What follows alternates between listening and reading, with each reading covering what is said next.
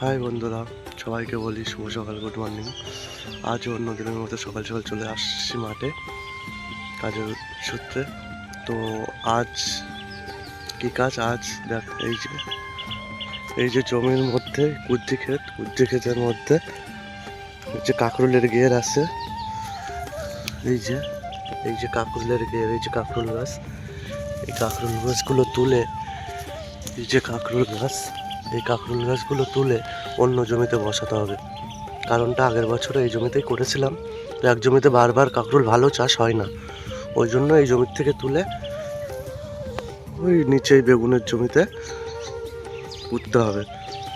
সেটাই তোমাদের সামনে তুলে ধরবো। এটা নাও, দেখো বন্ধুরা, বাবা দেখিয়ে দিচ্ছে চারা কীভাবে তুলতে হয়। এই সেইভাবে চারাটা তুলতে হয়।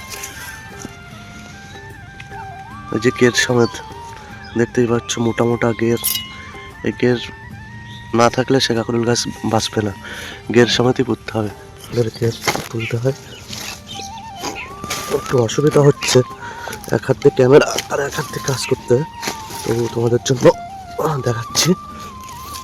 এরকম করে এই যে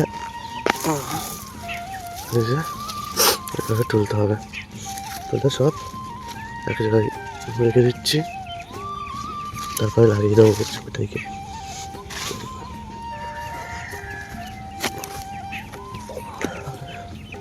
সব কিন্তু পেয়ে রয়েছে শিকড়ের মতো, দেখতেই পাচ্ছ। এইভাবে তুলতে তুলতে এসেছি। তো আমাদের ওই জমিতে মোট 200 পিস মতো চারা লাগবে, প্রায় হয়ে এসছে, বেশি বাকি নেই, দেখতে থাকো।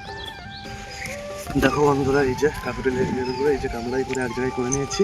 এবার আমি তো বলেছিলাম ওই জমিতে না, এই আমাদের এই পটল খেতে লাগাতে হবে। এই যে পটলটা নষ্ট হয়ে গেছে, মরে যাচ্ছে, ওই জন্য এই পটল খেতে লাগাবো কাঁকরোলগুলো। তো দেখতে থাকো। সময় নাও, এই এক হাত করে দিয়ে যাও, আমি করছি।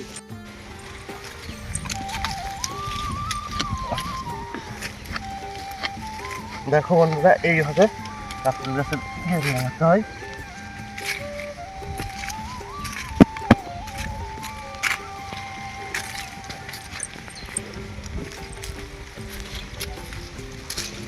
সকালে কিছু বলি তাহলে এই সব গাছ তুলতে তুলবো করছি।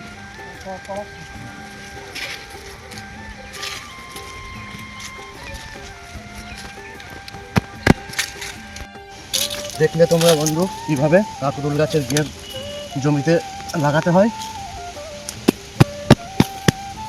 তো এইভাবে এই জমিটা পুরোটা লাগাতে হবে।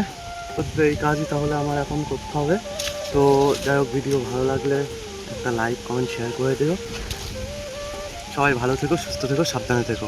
দেখা হবে নেক্সট ভিডিওতে। টাটা।